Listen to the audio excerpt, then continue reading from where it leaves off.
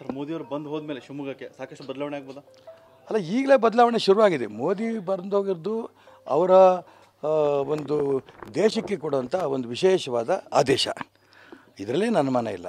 ಆದರೆ ಮೋದಿ ಬಂದೋಗೋದಕ್ಕೂ ಈ ಶಿವಮೊಗ್ಗ ಲೋಕಸಭಾ ಕ್ಷೇತ್ರಕ್ಕೂ ಏನು ಸಂಬಂಧ ಆಗಲ್ಲ. ಹಿಂದುತ್ವದ ಬಗ್ಗೆನೇ ಚುನಾವಣೆ ಇಳಿತಾ ಇರೋದು. ಅವರು ಬಿ ವೈ ರಾಘವೇಂದ್ರ ಅವರೆಲ್ಲರೂ ಕೂಡ ಒಂದು ರೀತಿಯ ಲಿಂಗಾಯತರುಗಳು ನಮ್ಗೆ ಬೆಂಬಲ ಕೊಡ್ತಾರೆ ಅಂತಾರೆ.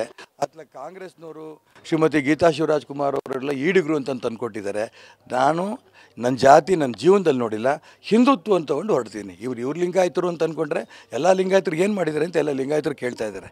ಹಾಗಾಗಿ ಎಲ್ಲ ಲಿಂಗಾಯತರು ಕೂಡ ನಾನು ಪ್ರಾರ್ಥನೆ ಮಾಡ್ತೀನಿ, ನಾನು ಹಿಂದುತ್ವದ ಪರವಾಗಿದ್ದರೆ, ಜಗಜ್ಯೋತಿ ಬಸವೇಶ್ವರರ ಒಂದು ಅನುಯಾಯಿಗೆ ನಾನು ಕೆಲಸ ಮಾಡ್ತಾ ಇದ್ದರೆ ನನಗೆ ಓಟ್ ಕೊಡಿ ಅಂತ ಕೇಳ್ತೀನಿ. ಜಾತಿವಾದಿಗಳು ಅವರು ಅಂಥ ಜಾತಿವಾದಕ್ಕೆ ಉತ್ತರ ಕೊಡಬೇಕು ಅನ್ನೋದಾದರೆ ನನಗೆ ಬೆಂಬಲ ಕೊಡಿ ಪ್ರಾರ್ಥನೆ ಮಾಡ್ತೀನಿ. ಮಾತೇಳಿ ಹೈಕಮಾಂಡ್ದಿಂದಾಗಿ ಟಿಕೆಟ್ ತಪ್ಪಿದೆ, ನಾನು ತಪ್ಪಿಸಿಲ್ಲ. ಹೈಕಮಾಂಡ್ ಅವರು ಹಿರಿಯ ನಾಯಕರು ಮನವೊಲಿಸ್ತಾರೆ ಈಶ್ವರಪ್ಪ ಅವ್ರನ್ನ. ನನಗೆ ಯಾರೂ ಸಾಧ್ಯನೇ ಇಲ್ಲ. ನಾನೆಲ್ಲ ಹಿರಿಯರು ಗೌರವ ಕೊಡ್ತೀನಿ. ಆದರೆ ಈ ಚುನಾವಣೆನ ನಿಲ್ಲಿಸೋದಕ್ಕೆ ನಿಲ್ಲದೇ ಇರೋದಕ್ಕೆ ಯಾರ ಕೈಯಿಂದ ಪ್ರಯತ್ನ ಮಾಡೋರು ಆಗಲ್ಲ.